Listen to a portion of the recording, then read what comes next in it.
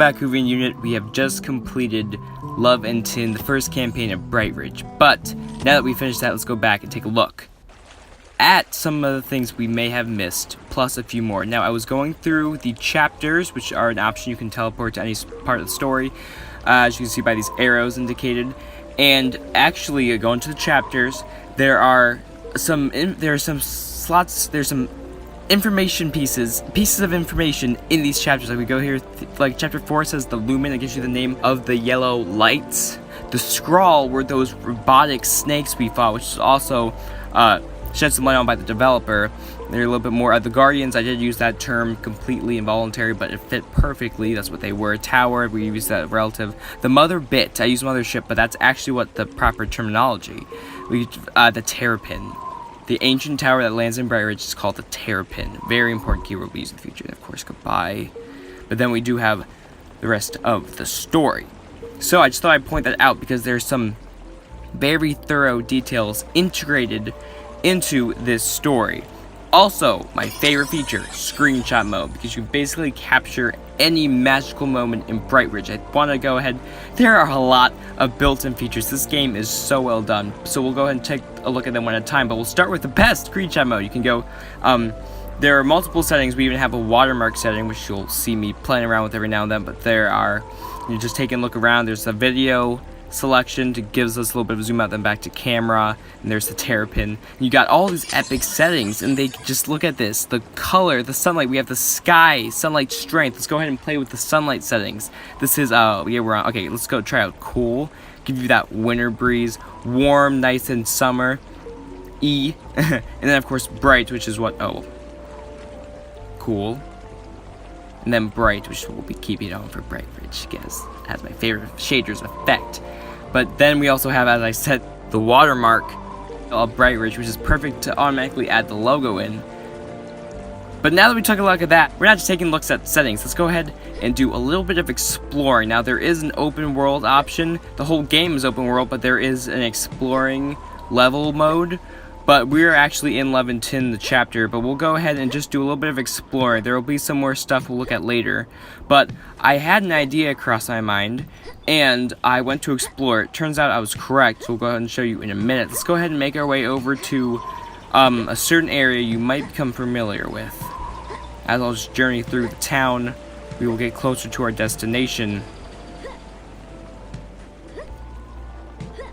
There are some interesting things. You notice already that the purple orb scattered across the world, once we activate them, show us the landmark for which they represent, which they stand for. So let's go ahead and walk in. This is a pretty epic one. This is Tombwood Chasm, and it is a big chasm.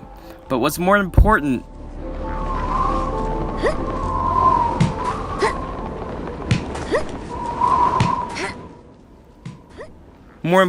what lies across this chasm, which will pass via the bridge, a nice sturdy piece, as we go over the ancient waterfalls of BrightRidge, just making our way to our destination. We got some really nice civilized detail. There's like fencing and outposts and lanterns everywhere. This place is legit. Anyway, making our way towards the snow-capped mountains. First thing I noticed was this odd little outpost up here, which is basically, that's all it is. But for more, I think what's more important is what this marks. As we reach the peaks,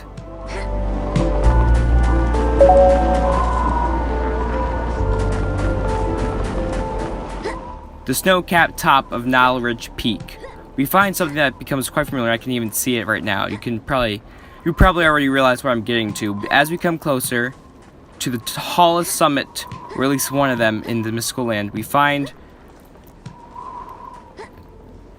a speck on the horizon that reveals to be nothing less than our metallic friend, Bot.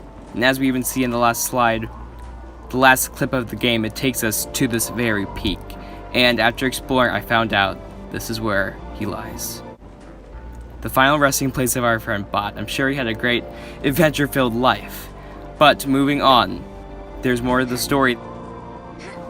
As we make our way down from the mountain, just thought I would just just give us the closure for our good friend and that first heartfelt story of the game.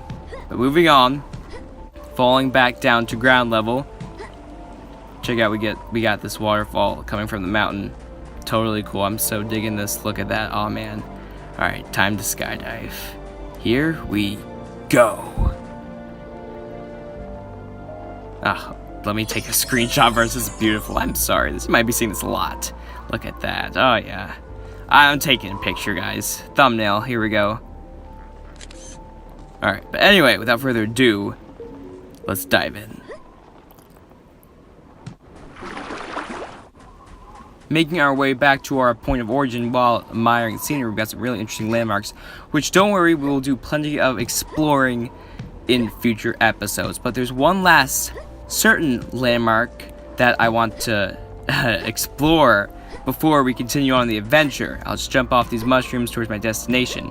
And actually, while we admire it snowing outside, guys, let's look at that. So pretty.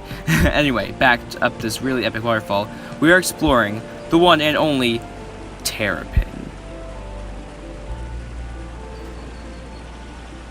What? Get out of the grass. Anyway, oh man, we are exploring the giant tower. Let's see if there are any, let's see if we can actually climb this thing, which hopefully we can. I mean, it's a little bit out of reach, it looks like. Let me try.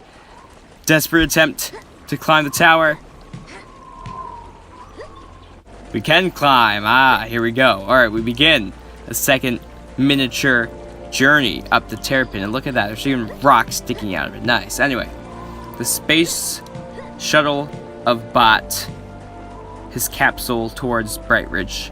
Anyway, sorry, I wasn't sure I was getting off it. Let's see if we can maybe find a unrealistic graphic something, which looks like we can actually. Yeah, alright, nice. We can jump off slick walls, or, you know, pretending those are extruding the detail. Maybe this thing has some slight ledges. Anyway, up, we are actually almost at the top, guys. Alright, here we go.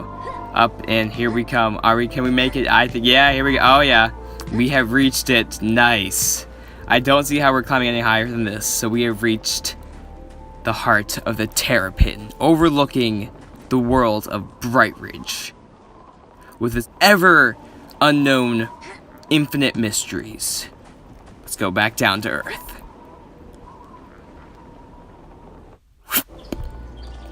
Anyway, that is the epilogue of Love and Tin, Nimian Legends BrightRidge. Thanks so much for watching. Don't forget to check back next week for even more of this campaign. Until then, this is MineCorpse X. Thanks for watching. But before we finish, one message left by the developer who deserves some screen time. Thank you again for watching Nimian Legends with MineCorpse X.